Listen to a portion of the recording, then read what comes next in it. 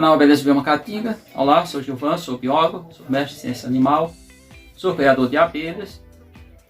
Cheiro das abelhas. As abelhas têm cheiro? Tem, ou odores, como queira falar. Então, esses odores que as abelhas possuem, tem uns que elas produzem e tem outros que elas buscam no campo, ou seja, elas extraem das plantas. Exemplo, aqui na Mandaçaia da Caatinga principalmente, várias pessoas visitaram aqui. O cheiro da aroeira, para quem conhece a aroeira da Caatinga, é idêntico mesmo, é claro, não deixa nenhuma dúvida. Mas tem um cheiro que as abelhas produzem. Isso difere, claro, de espécie para espécie, ela tem um cheiro específico. Exemplo, se pegar uma mandaçaia na mão, uma operária, ela vai liberar um cheiro, aquele cheiro. No caso das aves, tem o chamado hormônio de alarme.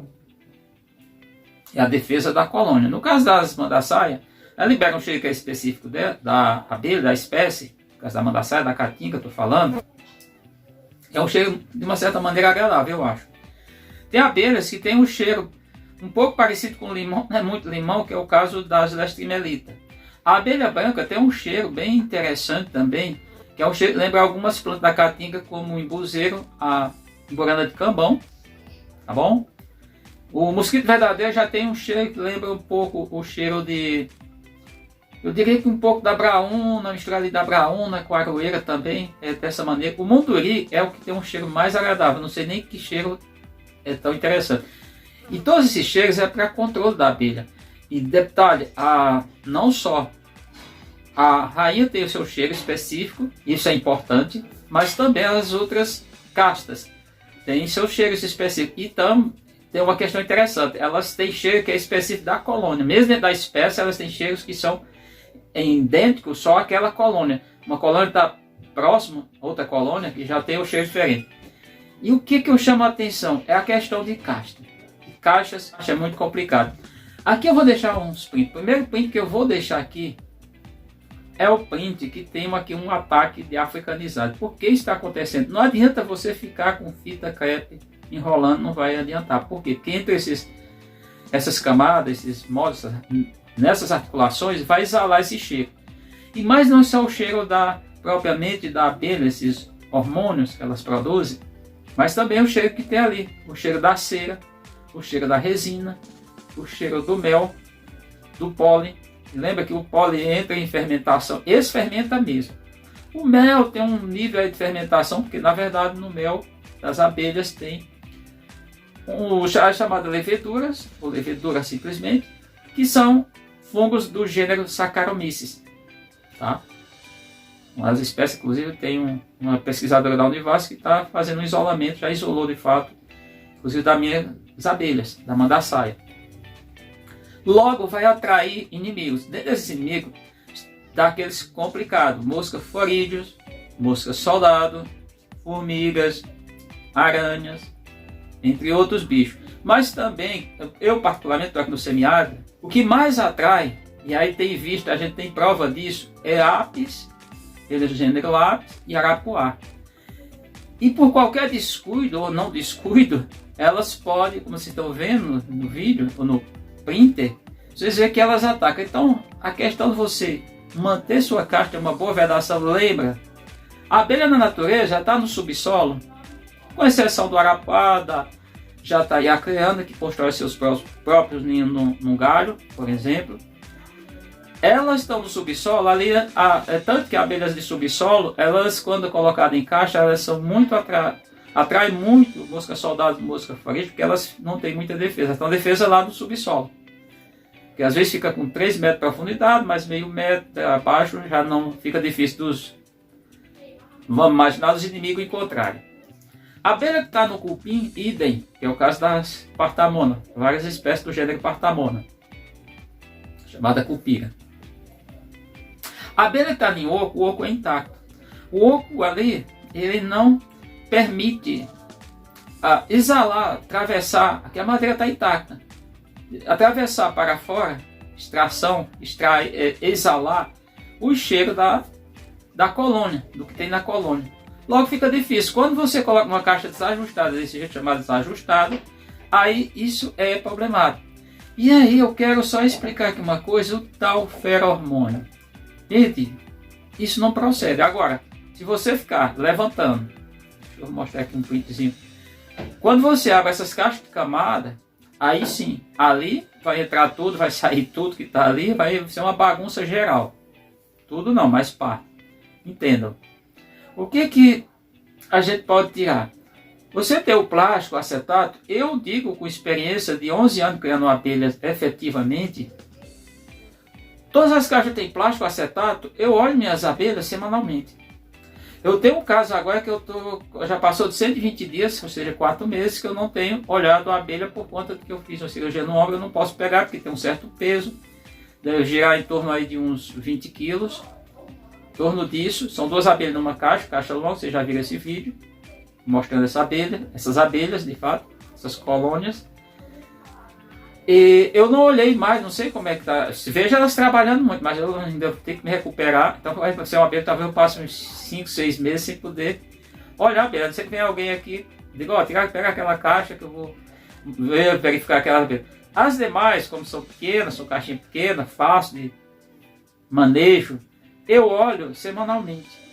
Por que eu olho? Porque ali pode ter qualquer coisa, a abelha pode definhar, porque a abelha, criação em cativeiro, não é preservação. Quem fala isso está totalmente desatualizado.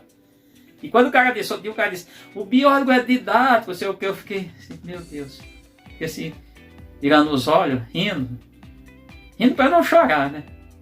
Não é didático nem atualizado coisíssima nenhuma, porque você não protege nenhuma espécie biológica, qualquer que seja, espécie selvagem, no meio doméstico, no ambiente doméstico, é bem claro. Mas, entenda, o que eu faço? Eu olho ali só por cima do plástico acetato com a lanterna à noite, que é quando eu tenho mais tempo, às vezes eu olho algumas durante o dia, e eu vejo se não teve nada, se a abelha não está definhando, se a abelha está fraca, se a abelha está fraca eu vou enxertar crias, se a abelha precisar, foi uma abelha que eu alimentei no passado, tem abelhas que eu alimentei há 5, 6 anos, pode ser que ela, por qualquer motivo, ela pare diminua a aquisição, melhor, a coleta de alimento e venha a diminuir. Aí eu vou precisar alimentar. Isso não tem acontecido, raramente aconteceu. Tá bom? Mas, lembra, não vai alterar em nada. E no início, principalmente da formação de uma colônia, aí é que eu preciso olhar, porque eu alimento todas as minhas abelhas, praticamente todas, dentro das caixas. Por quê? Porque eu não faço alimentação coletiva, não tenho tempo para isso durante o dia quando eu estou trabalhando. A outra situação é que eu não posso fazer isso de maneira alguma. E não faço também por outra questão. Eu já expliquei isso aqui mais, porque teria o ataque de africanizado, o ataque de arapuá. A outra questão é que as mais fortes iam pegar o alimento, as que de fato precisam do alimento não iam buscar esse alimento. E no alimento com pólen. Minhas abelhas estão num ambiente que elas conseguem coletar muito pólen logo no alimento com o pólen.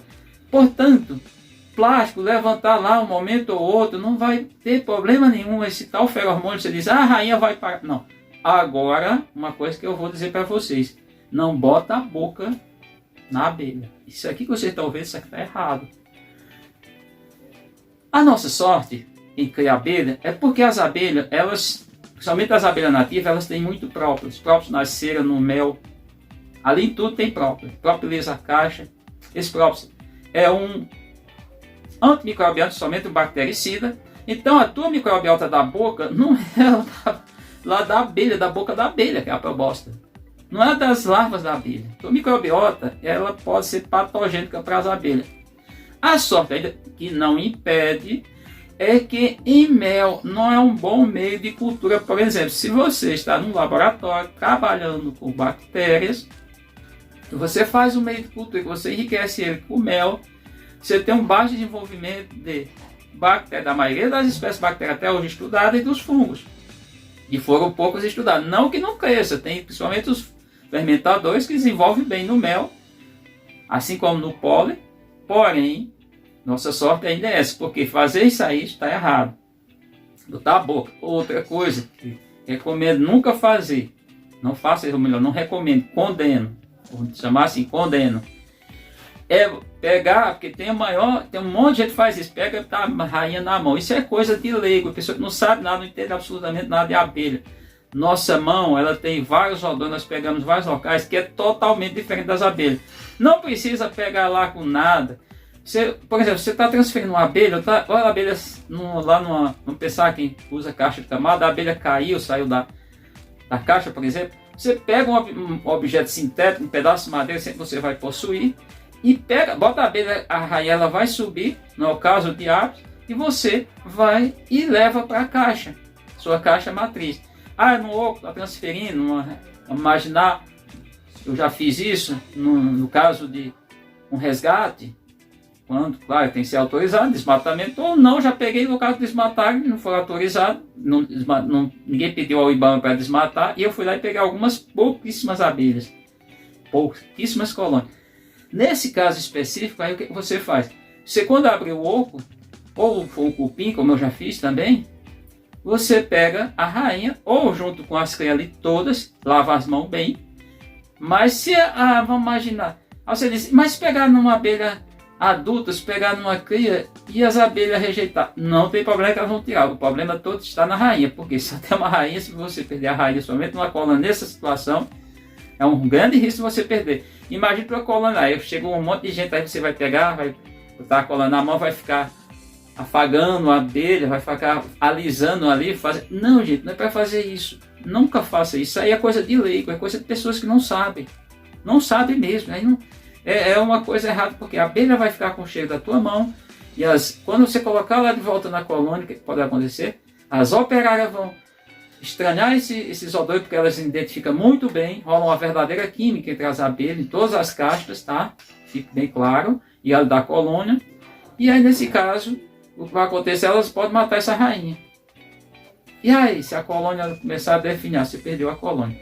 Então, sintetizando, o cheiro das abelhas é importantíssimo, é uma maneira de comunicação entre as abelhas, é a defesa das abelhas, é a coesão, é a união de todas as castas, todas as abelhas que tem na colônia, e nunca mexa. Também nunca alguém chega aqui, vai querer comer mel, eu tenho mel tirado, ou tiro lá na hora com a seringa, mas não vou ficar mandando a pessoa meter a bocona lá nos potes de mel das minhas abelhas. Não faço isso jamais. Tá? E nunca vou deixar ninguém pegar nenhuma rainha nas minhas colônias, nem meter a mãozona lá, ir lá com a mãozona boba e meter na abelha, porque vai destruir. Então, eram essas informações que eu queria deixar para vocês e sirva de alerta. Se não achar que não tem nenhuma importância, você segue da maneira que você achar melhor.